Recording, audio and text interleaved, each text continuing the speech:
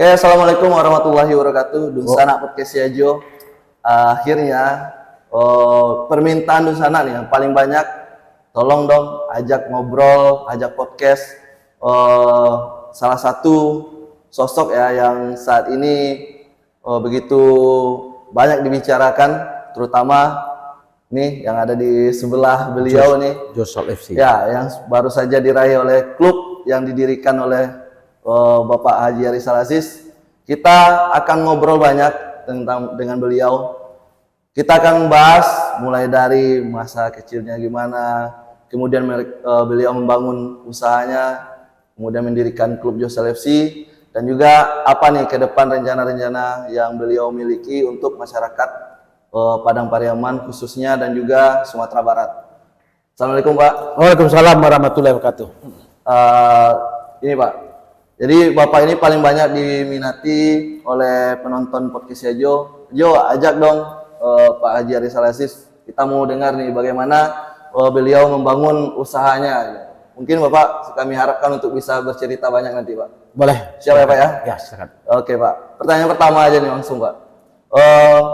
Bagaimana Pak masa kecil seorang Arizal Aziz itu seperti apa Pak? Ya, baik. Assalamualaikum warahmatullahi wabarakatuh. Kita tahu bagaimana kita hidup ini, tentu kita mula-mulanya kita dilahirkan tentu mulanya kecil dulu. Begitu juga dengan usaha yang kita dirikan. Saya Haji Arizal Aziz lahir di Kecamatan Dimakoto Kampung Dalam, Padang Pariaman. Masa kecil saya anak petani. Saya punya orang tua adalah yang betul-betul ulet, bertani, bercocok tanam, dan juga aktivitas sehari-hari orang tua saya itu adalah tukang padati. Sosok Haji Arizal Aziz dilahirkan oleh kedua orang tua saya yang namanya Bagindo Aziz dan ibu saya namanya Hajah Yaili. Sosok kedua orang tua saya ini luar biasa uletnya untuk menghidupkan kami 9 orang bersaudara. 9 bersaudara ya. Saya tahu betul di masa-masa kecil saya bagaimana susahnya hidup. Namanya kita anak petani. Kalau kita dapat makan 2 kali 1 hari aja sudah cukup. Apalagi kita hidup makan 3 kali 1 hari. 2 kali aja sudah cukup. Di waktu masa kecil saya tidak lupa bahwasanya orang tua saya menghidupkan saya itu pas-pasan. Saya berpikir waktu kecil bagaimana saya nantinya saya hidup bisa membahagiakan orang tua. Berarti waktu kecil itu udah terpikir oleh sudah terpikir kecil, ya? Sama saya bagaimana saya nantinya hidup berusaha ingin membahagiakan kedua orang tua. Kebetulan saya punya rumah di pinggir sungai. Jadi di pinggir sungai itu dulu belum ada jembatan. Jadi kalau orang mau ke seberang, nyebrang sungai, itu pasti dia butuh namanya sampan. Sampan itu apa namanya? Kapal kecil apa namanya itu? Pakai dayung. Nah, jadi sehari-hari saya tuh habis di sungai membantu orang tua dapat uang, saya serahkan kepada orang tua untuk menambah menambah untuk biaya-biaya kita sehari-hari. Berarti itu yang Bapak lakukan waktu kecil? Setiap hari saya hidupnya di sungai. Kenapa sehari-hari hidupnya di sungai? Saya sekolah dulu itu kan kalau SD itu kan sampai jam 12. Sudah bermain di sungai. Karena ada uang yang saya harapkan. Jadi sehari-hari, enggak dulu itu sungai namanya Sungai Batang Nareh itu sungainya dalam luas, nggak seperti sekarang. Jadi kalau orang ke seberang butuh sampan, sayalah itu. Jadi sehari-hari itu saya bersampan. Nah, waktu itu berapa Pak? Bapak beri tarifnya kalau Ya namanya tahun 70-an belum, tahun 80-an. 80-an. Uang Rp5 masih ada. Ya, itu sangat berharga. Berarti seikhlas orang ngasih atau? Oh iya, seikhlas. Ya, paling-paling Rp5, Rp10. Itu kita kumpulkan. Jadi namanya saya dari kecil berpikir bagaimana saya ingin membahagiakan kedua orang tua. Rupanya inilah hasilnya. Jadi cita-cita itu seperti niat. Niat saya di waktu saya kecil, ya, saya itu ingin sekolah tinggi, tapi kesampaian. Ya karena terbentur dengan biaya. Nah, singkat cerita, pada tahun 90, berarti usia Bapak waktu itu sudah 19 atau 20 tahunan lah. dari remaja lah gitu Ya, dari remaja. Saya berpikir di kampung saya ini selama-lamanya seperti ini, apakah saya ingin pula merubah nasib? Nah, saya beranikan diri merubah nasib, merantau ke Pekanbaru tahun 90. Berarti Pekanbaru adalah rantau pertama Pak ya? Saya merantau ke Pekanbaru tahun 90. Namanya kita anak petani, tentu modal tidak ada. Dapat aja ongkos dikasih orang tua kita, syukur. Saya masih ingat, dapat ongkos, saya berangkatlah ke Pekanbaru. Mencoba hidup di Pekanbaru, di perantauan, bagaimana kita bisa hidup karena kita tidak punya modal, ya, tidak punya ilmu, ya. Ya kalau tamat SMA, apalah ilmunya, ya. Jadi saya belajar mengevaluasi ya diri saya ini. Kalau saya bangun usaha, saya tidak punya modal. Gimana caranya? Sehingga saya mendapatkan yang namanya kepercayaan. Jadi kalau kita ambil ya hikmah dari arti sebuah kehidupan, saya itu selalu berpikir setiap hari bagaimana saya sukses. Orang sukses itu saya jadikan sebagai motivasi.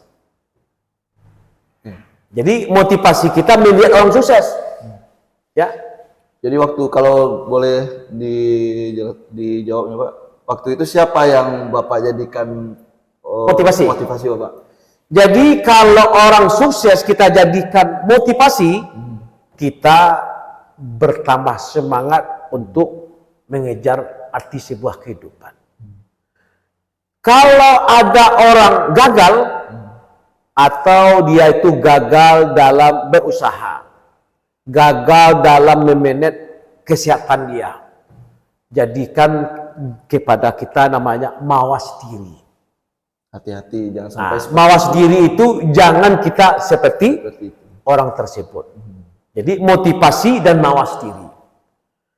Kiat-kiat bagi saya itu adalah gimana saya membangun usaha ini sudah go internasional. Saya nggak yakin. Waktu itu nggak yakin. Kenapa? Syaratnya membangun perusahaan itu pertama sekali adalah harus adanya modal atau finansial. Saya nggak punya. Kalau saya melihat sekarang perusahaan yang saya bangun sudah go internasional, ya tahun 2000-an saya bangun perusahaan ini kan baru kemarin lah. Belum lama. 20-an tahun. Nah, apa kuncinya? Di waktu saya masuk ke terminal, ya, saya merantau tahun 90, saya masuk ke terminal, saya berpikir di terminal, apakah saya jadi preman?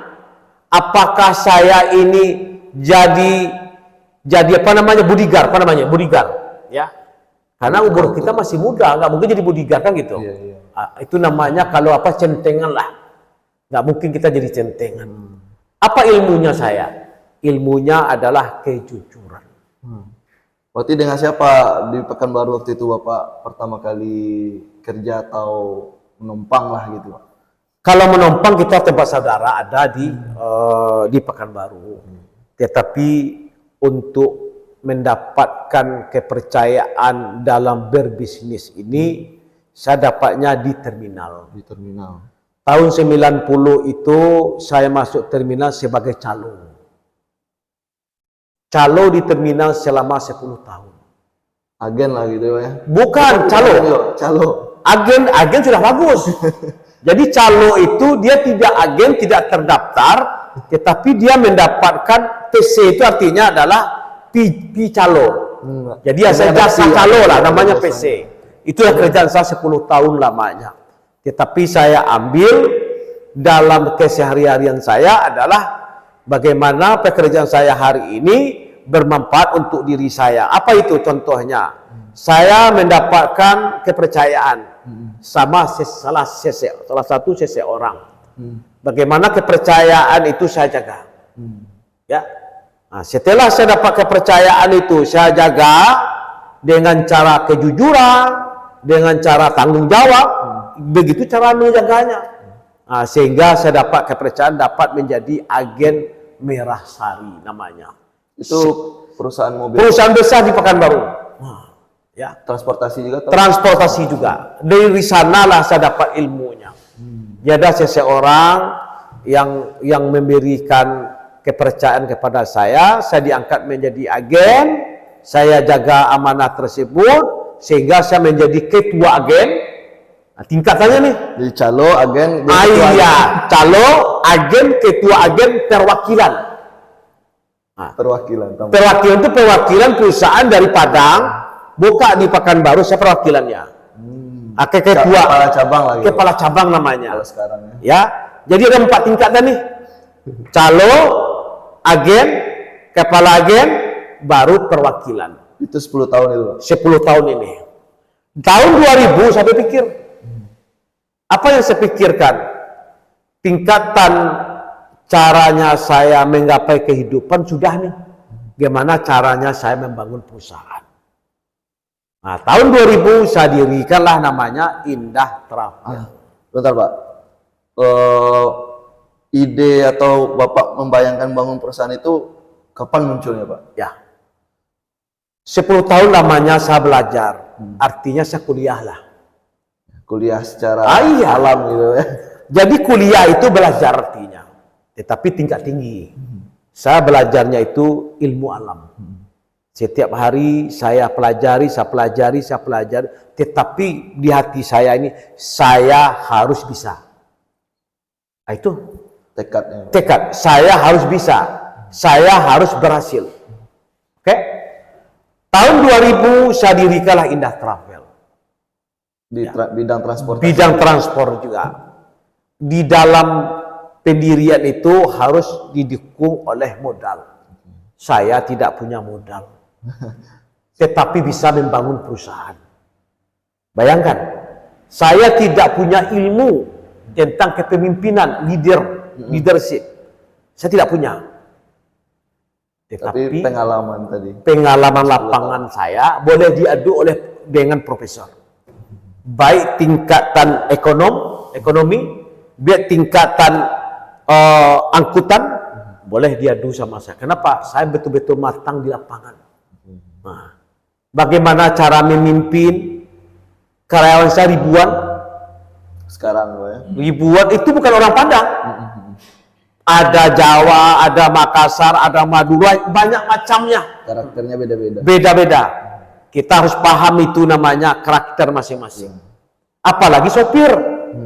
Sopir ini ya, yang namanya sopir, kalau kita memimpinnya itu kalah bentar, kalah nyali, kita dimakannya. Ya. Jadi kalau memimpin sopir itu kita harus memperagakan cara-cara setengah preman. Kalau full preman gimana Pak? Nggak bisa. Nggak bisa juga Pak ya. Nah, jadi itulah namanya Indah Travel. Itu melayani apa itu Pak? transportasi angkutan penumpang. dari Pekanbaru Padang, Pekanbaru Jambi, Pekanbaru Medan. Untuk awal-awal waktu itu unitnya berapa Pak? Kendaraannya? Begini, saya itu punya relasi yaitu penumpang. Penumpang relasi. Saya tidak punya armada.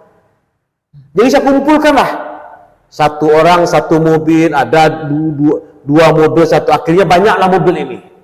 Saya kelola. Tapi mobilnya? Mobil orang. Nah, Perusahaannya Bapak? perusahaan saya namanya Indah Travel itu. Menarik. Ya. Jadi mobil-mobil orang saya operasionalkan, saya cari penumpang, saya dapat namanya komisi. Jasa lah. Bagi hasil lagi gitu ya. Enggak, Oh, enggak. jasa. Jasa. Kalau penumpangnya 5, berapa harganya, kalikan dapat 10%. Jadi dengan adanya perusahaan Indah Travel, saya punya mobil, saya punya perusahaan, saya punya penumpang, tapi nggak punya mobil. Ya, itu asal mulanya. Sampai tahun 2007. 2007. Ya, saya nggak punya mobil. 2007 mulailah saya beli mobil 2. Masih ingat saya 2 mobil saya beli. Berarti 7 tahun ya Pak? Ya, 7 tahun. Bisa beli mobil. Beli mobil itu namanya kita beli mobil baru pasti belinya kredit. Ya kan? Beli kredit tentu ada DP-nya, apa namanya? DP. Ya. Bayar DP. Bayar di muka. Ya.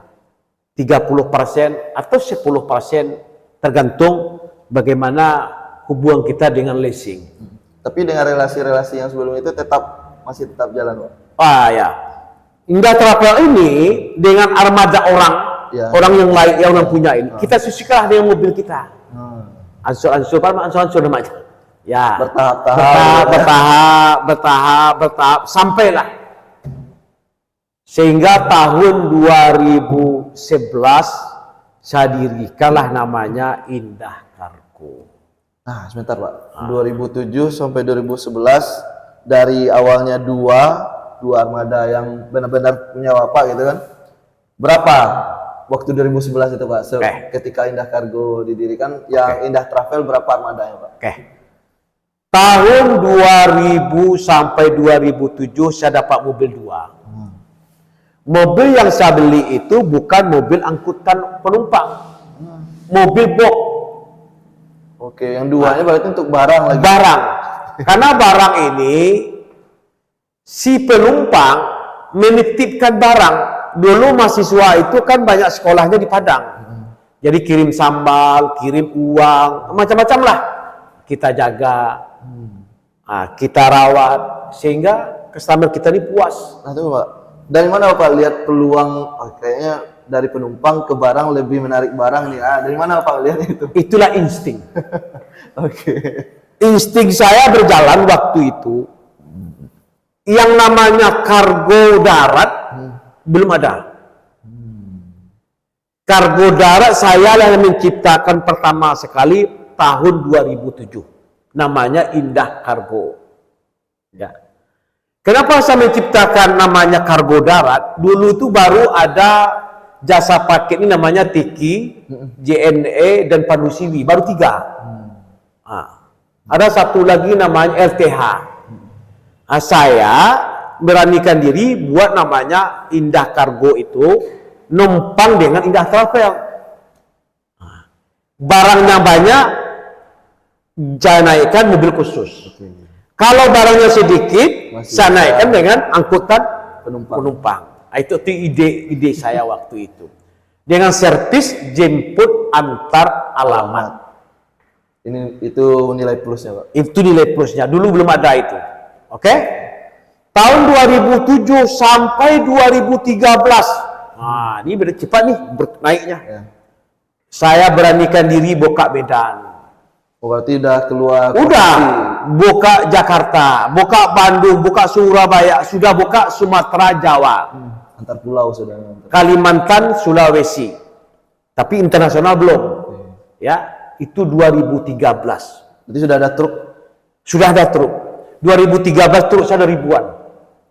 Nah, prosesnya Pak, jangan sampai hilang. Saya tidak menyangka itu bisa saya lakukan. 2007 itu mulailah saya berpikir, ya, bagaimana ini bisa maju. Dulu ada motivasi saya, ada orang kampung saya, namanya almarhum dia sekarang namanya Parmen. Dia merantau di Malaysia. Setiap saya pulang Lebaran, saya bertanya kepada ibu atau kepada mak lah, mak, Parmen banyak nggak zakatnya? Wih, banyak zakatnya. Wah, besok saya harus banyak daripada Parmen zakatnya. Apa namanya? Motivasi. Niatnya itu, motivasinya ya. itu. Jadi Supaya bisa berzakat iya, banyak. Jadi karena ini motivasi saya ada ke arah ke sana, tapi belum saya lakukan. Lupa, bukan lupa, apa namanya? Rezeki sudah dapat, tetapi kita belum mengerjakan niat kita. Pada 2013 saya merasakan cobaan yang paling berat. Tahun 2013 itu saya tidak bisa membahagiakan diri saya. Bayangkan itu. Uang banyak, mobil banyak, tapi tidak bisa membahagiakan diri kita sendiri. Apa itu? Ketakutan datang. Gelisah, mata nggak mau tidur. Ya. Mungkin juga karena saya sudah punya niat, Tapi belum ditunaikan. tunaikan. Saya sudah tunaikan, tapi nggak sesuai Dengan niat di awal. niat di awal tadi. Sehingga 2013 itulah saya ibahkan 60% saham kepemilikan saya dengan istri disedekahkan, diibahkan kepada anak yatim. Nah, ini yang sebenarnya itu mau jadi pertanyaan kita juga tuh, Pak. Tapi kan sudah Bapak jelaskan prosesnya tadi. Apa alasan paling besarnya itu, Pak? 60% itu kan banyak itu, Pak. Dihibahkan ke anak yatim dalam bentuk apa, Pak? Dan ke anak yatim mana saja gitu, Pak? Ini pada tahun 2013 kegelisahan saya tidak bisa nggak ada obatnya. Saya sudah datangi dokter, dok, saya sudah 1 bulan nggak tidur. Bayangkan nggak tidur. Dikasih obat penenang supaya kita nggak juga bisa tidur. Ini tengah malam ini, datanglah ide, apa namanya? Sedikit, apa namanya dok? Seperti terlintas lah. Gara-gara harta ini saya dulu saya bicaranya seso itu apa artinya? Seso itu apa? Susah. Gara-gara harta ini saya susah. Susah pula kita. Iya, nah, kayak gitu. Sehingga pada tahun 2013 itu saya datangi notaris. Notaris ini saya datangi untuk merubah kepemilikan saham yang saya punya, saya sedekahkan kepada anak yatim 60%. Notaris pun bingung. Apa kata dia? Dia orang Padang. Tasapo di Mawang, kan tuh. Masih ingat. Ya misalnya mungkin 50. Adalah orang yang buat itu, Pak. Ini terlintas di otak saya tuh 60%. Ya. 60%. Kenapa saya sedekahkan 60% itu? Saya ingin aman, ingin damai. Nanti di akhirat saya tidak diminta lagi pertanggungjawaban. Rencana saya 100%-nya biar saya bekerja. Tetapi saya pikir juga di mana pula makan saya nanti. Ya. Karena saya sering mendengarkan yaitu ceramah atau tausiah dari ustadz-ustadz. Ada sahabat Nabi namanya itu Abu Bakar As-Siddiq. Ya, Abu Bakar As-Siddiq ini gara-gara kebun kurmanya lalai dalam menyelaksanakan sholat, nggak salah sholat asar entah zuhur. Lalai, terlambatlah gara-gara kebun kurmanya. Sehingga dia mengikrarkan seluruh kebunnya itu disedekahkan. Di sanalah saya dapat apa? Inspirasi namanya. Nah, karena saya nggak mau tidur, saya sering mendengarkan itu. Yang sering saya dengar itu adalah Ustadz Arifin Ilham. almarhum. Nah, itu sering saya putar apanya Pak? Oh, ceramah-ceramahnya. Nah, dengan adanya perusahaan ini saya sedekahkan 60%, sekarang saya damai. Dulu, wah, sedikit aja musibah kita dapatkan, mobil kita tabrakan, mobil kita ditabrak orang, itu tingkat stresnya tinggi. Langsung ini ya Pak. Wah, langsung marah, langsung apa. Semenjak saya jadikan harta ini hanya sekadar titipan, bukan saya punya titipan, sekarang saya aman, damai, tidak ada saya pikirkan. 2013 saya buatlah namanya kegiatan-kegiatan agama, kegiatan-kegigiatan sosial, kegiatan-kegiatan olahraga dengan uang 60% tadi. Oke? Dengan ada kegiatan tadi, di sanalah perusahaan saya ini berkembang terus untuk di daerah luar negeri. Ya, pertama go internasional itu kapan? Go internasional itu saya nggak salah itu sebelum COVID 2017 antara 2018. Ya, saya beranikan diri buka di luar negeri, baru mitra ya. Nah, mitra itu maksudnya ada mitra kita di Amerika, mitra kita di Singapura untuk kiriman paket. Negara pertama Malaysia. Malaysia. Pertama Malaysia saya buka. Ya, Yang paling jauh kalau sekarang bisa ke Amerika bisa. Mau kirim ke Amerika? Nah, ya, ini dikirim ke Amerika bisa nanti ini.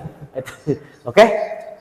Nah, dengan adanya perusahaan ini 2013 60% sahamnya saya hibahkan kepada anak yatim, tidak ada saya sebut-sebut kepada siapapun. Ke karyawan pun nggak saya sebut. Jangan kayak orang luar. Karena saya takut ria. Tuh ya, kan? Ria itu menyampaikan pemberian kita atau sedekah kita kepada orang banyak. Ya, berarti mengasih tahu lah. Ini saya ini bersedekah sekian. 2013 sampai 2023. Berapa itu? 10 tahun. 2023 lah baru saya sampaikan bahwasanya perusahaan ini bukan milik saya. Bayangkan itu. Kenapa saya bilang nggak milik saya? Karena pemegang sahamnya lebih besar anak yatim daripada saya. Saya sekarang mengelola. Ya. Mengelola perusahaan ini ya dengan kepemilikan saham 40% ya. Itu betul-betul kita pergunakan untuk kemaslahatan umat. Pembangunan pondok pesantren, ya, pembangunan masjid, bantu masyarakat fakir miskin, bedah rumah, buat MTQ. Coba bayangkan MTQ antar kecamatan hadiahnya umroh. Tingkat nasionalnya kan ada umroh. Ya. Ini tingkat kecamatan hadiahnya umroh. Setelah itu diadakan namanya kompetisi antar klub di Padang Pariaman, sepak bola itu namanya hadiahnya dari Indah Kargo, bukan dari Haji Rizal Aziz. Semua kegiatan sosial, kegiatan agama, apa itu sosialnya tentang ambulan gratis, itu di atas namakan Indah Kargo. Dari sanalah, nah ini dari sananya lah saya dilihat oleh beberapa partai untuk bergabung di politik. Oke, nah ini masuk ke part yang lain ya. Bagian part-partnya dari Bapak Rizal Aziz ini sangat banyak. Pak, ya di sebagian ini ya Pak ya, sebagian pengusaha, Bapak salah satunya pengusaha. Ada juga pengusaha itu justru menghindari politik Pak. Walaupun di sisi yang lain ada juga yang memang terjun. Kenapa Bapak alasannya Pak? Begini, kegiatan sosial, kegiatan agama, kegiatan olahraga, dan kegiatan masyarakat yang saya buat semenjak tahun 2013 sampai 2023 saya tidak ada sedikit pun terlintas di benak saya ini untuk berpolitik. Tidak ada sedikit pun. Saya hanya menjadikan pekerjaan saya ini bagaimana pekerjaan saya ini mendapatkan hasil, bagaimana hasil saya ini bermanfaat untuk orang banyak. Itu pertama yang saya pikirkan, bukan politik. Pada tahun awal-awal tahun akhir-akhir 2022 lah, banyak partai melirik saya. Baik itu PKS, ya, yang paling getol itu adalah PKS karena hubungan saya dengan gubernur sangat dekat. Saya tolak, saya tidak mau berpolitik. Ya, banyak tawaran-tawaran dari Nasdem, dari PKB, dari P3, apalagi PAN. PAN ini 2 kali saya tolak. Pertama utusan dari seseorang, saya tolak. Saya bukan orang politik, saya orang bisnis. Ya. Setelah itu datang lagi salah satu ketua di partai itu minta saya lagi. Ya. Akhirnya rupanya masuk juga saya ke dunia politik. Nah, Kenapa, Pak? pertama sekali ada utusan dari partai tersebut mendatangi saya. Pak Haji ini sudah berpolitik. Orang berpolitik itu adalah orang yang berjuang untuk bantu rakyat. Kan Pak Haji kan bantu rakyat kan? Walaupun itu namanya zakat. Ya, berarti begitu cara menyampaikan Iya. dari orangnya, Pak, ya? Sudah berpolitik. Mestinya orang politik itu seperti Pak Haji. Pak Haji sudah memberikan hasil usaha Pak Haji untuk rakyat. Apakah Pak Haji bisa? Rakyat minta jembatan, rakyat minta jalan, rakyat minta irigasi, bisa Pak Haji? Oh nggak bisa lah, itu kan pemerintah. Itulah makanya Pak Haji kami minta di dunia politik ini untuk berjuang di Senayan. Lewat kebijakan lagi nanti. Ya, dalam perjuang kita, kebijakan kita untuk berjuang bagaimana aspirasi masyarakat bisa kita perjuangkan di pusat. Dari sanalah asal mulanya agak goyang nih. Nah, tetapi saya waktu itu dengan hati yang tulus menyampaikan ke diri saya sendiri, kalau saya duduk nanti di DPR RI, tidak saya jadikan DPR RI itu sebagai profesi saya. Tidak saya jadikan DPR RI itu sebagai pekerjaan saya. Kenapa? Karena profesi saya ada. Profesi saya pengusaha, pekerjaan saya ada di Indah Group. Tetapi saya jadikan DPR itu sebagai pengabdian. Sarana lain untuk membantu masyarakat. Sarana lain untuk berbuat untuk orang banyak, lebih besar lagi. Terkait nih Bapak mencalonkan diri sebagai calon anggota DPR RI untuk Dapil Sumatera Barat 2, Pak ya. Apa nih Pak visi misi atau yang ingin Bapak berikan ke masyarakat, baik itu Padang Pariaman, Piaman Laweh pada khususnya, Dapil Bapak umumnya. Baik, saya luruskan. Saya ini tidak pernah yang namanya mencalonkan. Beda ya. Karena sering orang bilang Bapak mencalonkan untuk DPR, DPRD, DPRI. Saya beda. Saya tidak pernah mencalonkan, tetapi saya dicalonkan. Dengan dicalonkannya saya oleh partai untuk DPR RI, saya punya misi dan punya visi. Misi saya adalah bagaimana saya nantinya duduk di DPR RI. Saya berkeinginan membangun Sumatera Barat lebih maju lagi, sejahtera, bermartabat, dan religius. Saya punya misi dan saya punya visi.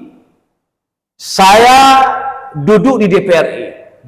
Saya akan jadikan diri saya ini menjadi contoh, menjadi suri teladan oleh calon-calon atau anggota DPR RI yang lainnya.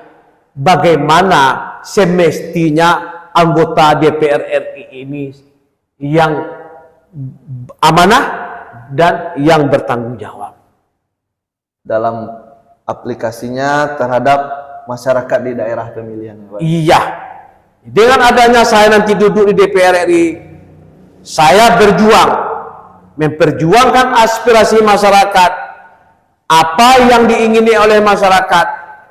Itulah tugas kita sebagai wakil rakyat. Sekarang saya jadi bos, saya punya perusahaan, saya punya anak buah, status saya bos. Besok kalau saya duduk di DPR RI, dimanai duduk di DPR RI, saya jadikan diri saya sebagai anak buahnya rakyat. Rakyat adalah bos. Rakyat adalah bosnya saya nantinya. Berarti Bapak sudah siap untuk Sudah siap ya mengemban titel baru saya, yaitu anak buah rakyat. Oke. Nah, tadi Bapak juga sempat menyinggung salah satu bidang yang Bapak bantu itu bilang olahraga, khususnya sepak bola. Oke. Ini ada kaitannya lagi nanti dengan Josal FC. Josal FC yang baru saja juara Liga 3 Sumatera Barat dan akan tampil di nasional nanti. Kenapa Pak akhirnya membuat klub? Walaupun sebelumnya Bapak kan ya ada banyak turnamen yang sudah Bapak bantu juga. Kenapa akhirnya membuat klub Josal FC? Jadi begini, saya dari kecil itu hobi saya yang pertama itu adalah hobinya adalah sepak bola. Nggak ada hobi saya yang lain, hanya sepak bola.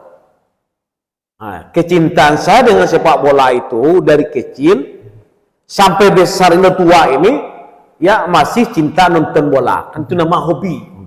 Dulunya dia pemain bola, sekarang sudah tua hobi nonton bola, kan gitu. Oke?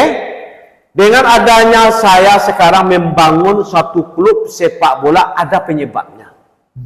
Apa itu Pak? Nah, sebelum saya membangun klub sepak bola ini, saya ada pendana, donatur untuk klub sepak bola.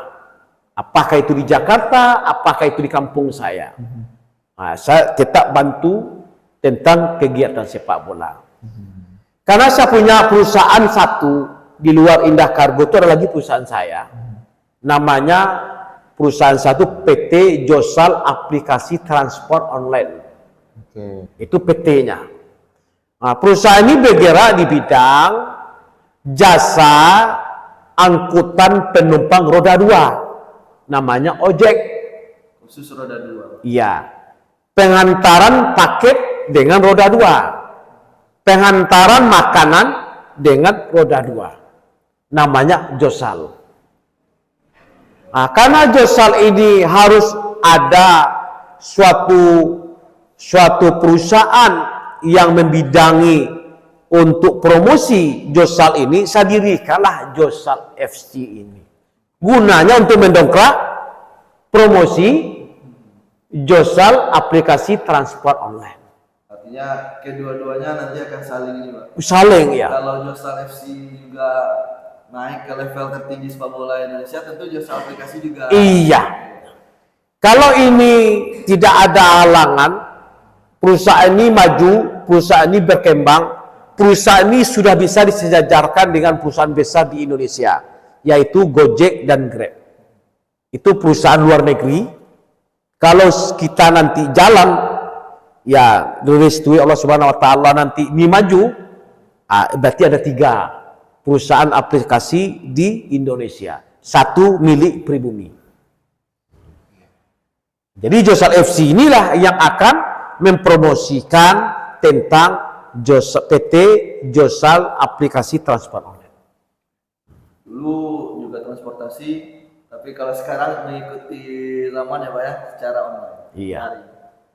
Nah, ini Pak, banyak nih Pak pertanyaan dari luar ya, dan mau kita konfirmasi langsung sama presiden klubnya nih, Pak. Banyak anggapan orang seandainya mungkin ya Bapak tidak duduk nanti di DPR RI katanya, meragukan eksistensi dari Joshal FC, Pak. Nanti bisa saja Joshal FC ini bubar atau gimana. Nah, itu konfirmasi langsung nih Ustaz pakai saja. Jawaban dari Bapak. Bedakan bisnis dengan politik. Oke? Sekarang saya berada di politik. Kalau saya gagal di politik, ya berarti rakyat atau letak tangan, pada garis tangan. Garis tangan saya tidak ada. Di politik, saya syukuri. Karena ini tidak keinginan saya. Oke? Tetapi karena ini permintaan, baik itu dari masyarakat, baik itu dari partai, saya korbankan pikiran, tenaga, waktu, bahkan materi saya. Yang diragukan orang adalah Joshal FC ini didirikan karena Haji Rizal Aziz berpolitik, kan gitu. Kalau dia gagal berpolitik, ini gagal. Nah, ini satu lagi nih. Kalau saya gagal di politik, tetapi perusahaan saya tidak gagal, ini tetap jalan. Ya. Karena yang sebenarnya mensupport itu adalah perusahaan Bapak. Perusahaan bukan di politik saya. Itu jelas ya. Jelas, nah ya. Jadi bedakan politik dan bisnis. Nah, politik saya di tangan kiri, bisnis saya di tangan kanan. Oke? Nah, kalau bisnis saya itu maju, saya bercita-cita Joshal FC ini berkompetisi di Liga 1, bukan Liga 3. Oke? Bahkan saya sudah beli tanah di daerah Kota Pariaman, itu akan saya bangun akademi sepak bola yang berstandarkan internasional. Ya. Akademi sepak bola, dan di sampingnya itu ada pondok pesantren. Jadi anak itu dididik dengan ilmu agama, juga dididik dengan ilmu teknik sepak bola. Ada ilmu agama, ilmu pengetahuan juga. Pengetahuan umum ya juga, skill ya. Ya. Jadi kalau orang beranggapan ini gara-gara dia berpolitik, didirikanlah Joshal.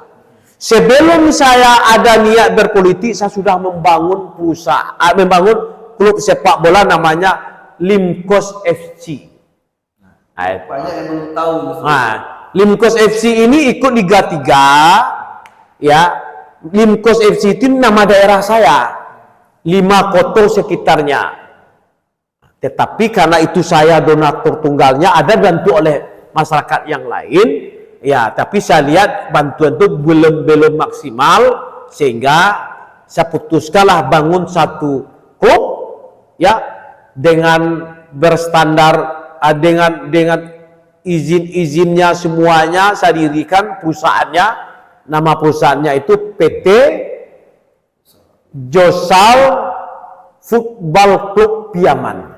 Nah, itu ketua umumnya Pak Elmi Untung, manajernya Surya, kelengkapannya anunya Nalbaron. Mantap semuanya nih ya. Sudah biasa di sepak bola Padang Pariaman juga ya Pak ya, Sumatera Barat. Iya. Nah, banyak lagi yang sebenarnya kita mau tanyakan sama Sejo. Mungkin Bapak juga ada kegiatan setelah ini. Lanjut, nggak apa, 1 jam lagi. Bapak minum dulu ya. Oke Pak, silakan. Bismillah. Nah, gimana Pak? Seandainya kan Joshal FC ke depan akan main di nasional, Pak. Mungkin apa nih harapan yang pribadi Bapak sebagai presiden klub? Mungkin langsung Liga 2 atau ya, setahun dulu kita coba dulu. Ya. Kalau saya punya pemikiran, maunya saya nih setelah Liga 3, Liga 2, langsung aja. Setelah Liga 2, Liga 1, kan gitu. Nah, tergantung kan kemauan kita, tergantung kemampuan kita. Kalau nggak ada kemauan saya, ya, kemampuan saya ada nggak juga jalan. Dua ini harus ada, mau dan mampu. Nah, mau aja, tidak mampu nggak juga bisa. Nah, jadi itu. Yang penting Joshal FC ini, ya, duduk dan tidak duduknya saya di DPR RI, yang diragukan oleh masyarakat, ya, dipisahkan sedikit, ya. Karena Josal FC ini saya dirikan bukan karena penyebabnya saya ada di pencalonan untuk DPRI, tidak. Nah, ya. Jadi dengan adanya saya membangun Josal FC ini, ya, karena saya ingin membangun sepak bola dengan berstandar nasional dulu, ya. Jadi orang kampung saya, anak-anak generasi muda yang di kampung saya ini, khususnya di Padang Pariaman, umumnya Sumatera Barat, dengan adanya Josal FC ini, kan sudah ada 2 klub di Sumatera Barat. Satu Semen Padang, satu lagi Josal FC. Nah, gitu. Kelas di nasional. Lintas nasional. Kita tentunya berharap ya masyarakat Sumatera Barat, Semen Padang naik ke Liga 1, Josal FC naik Liga 2. Gitu. dalam waktu dekat, dua-duanya di Liga 1. Liga 1. Ya, itu harapan ya pecinta sepak bola juga, Pak. Karena enggak banyak yang meragukan, tapi banyak juga yang... Kalau boleh ini izin, boleh ya. Saya ambil pemain luar negeri, saya ambil. Sedang pemain Iriannya nggak boleh. Kenapa? Karena belum boleh, karena masih Liga 3, bolehnya hanya di pemain di Sumatera Barat. Nah, saya sudah mengincar, iya, yang berada di Sumatera Barat. Saya sudah mengincar pemain yang saya tambah itu adalah pemain dari Papua. Nah, ada pemain saya 1 orang dari Papua. Nah, saya lihat cukuplah. Kita berlaga nanti di Liga 3 nasional. Contoh, nah, saya bangga dengan adanya Persikopa. Ya, nah. Bapak juga salah satu nih yang membantu Persikopa menghadapi putaran nasional Suratin, Pak, ya. Ya. Jadi Persikopa ini adalah harkat martabatnya orang Minang untuk sepak bola, ya. Mengharumkan nama Sumatera Barat di kancah nasional. Ya, jangankan biasanya pemain bola itu, ya, khususnya Sumatera Barat lah. Nah, jangankan main di Jakarta, main di luar provinsi itu udah mulai kayak gini. Apa namanya? Was-was. Ini sudah di Surabaya mainnya. Dia punya mental dan punya nyali dia. Bagus. Ya, kita kembangkan terus ke depannya, nanti ada lagi Persikopa yang lainnya bisa mewakili Sumatera Barat dan bisa berkompetisi di tingkat nasional. Ya, Pak, pesan nih, Pak, untuk generasi muda yang ya pastinya anak-anak muda banyak yang bercita-cita, salah satunya mungkin bisa menjadi seperti Bapak. Apa nih, Pak, pesan yang bisa Bapak berikan ke generasi muda? Untuk generasi muda, generasi milenial, kita hidup ini, kita harus hidup butuh perjuangan, ya, butuh perjuangan.